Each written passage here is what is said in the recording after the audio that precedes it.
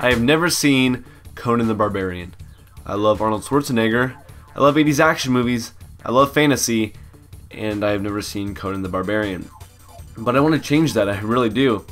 But I figured that getting some background first wouldn't hurt, so I sought out the Marvel Conan comic series based on the original pulp character created by Robert E. Howard. Luckily, I stumbled on some trade paperbacks collecting the entirety of the fairly long-running series, published by Dark Horse?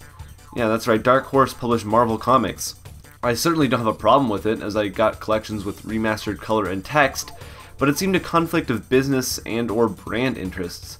Anyways, this is the Chronicles of Conan, Tower of the Elephant and Other Stories, the first volume of the Dark Horse collections, featuring the first 8 issues of the series starting in 1970. And it's great.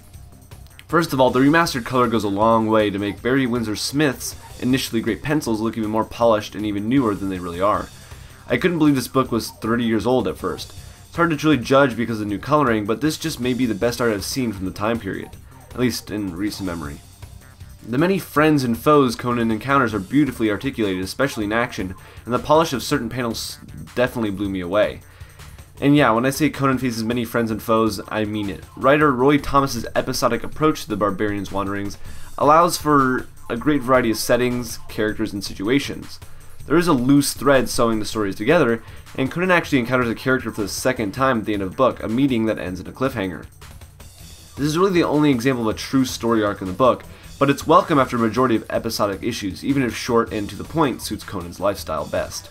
Regardless, each issue is an engaging tale, usually and mostly based on an original Howard story. A pattern can eventually be drawn from the issues though.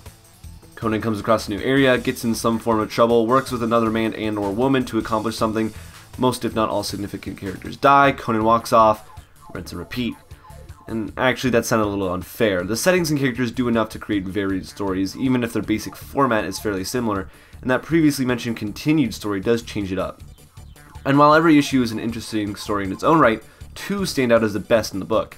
Issue 2, or Lair of the Beastmen, is a Planet of the Apes-esque story that's really cool because, well, it's a Planet of the Apes-esque story. The title story, Tower of the Elephant, or Issue 4, follows Conan as he seeks to enter the titular tower. Inside, he finds an awesome elephant. He's an alien. And of course, there's more interesting developments surrounding this story, but come on, it's a green humanoid elephant alien.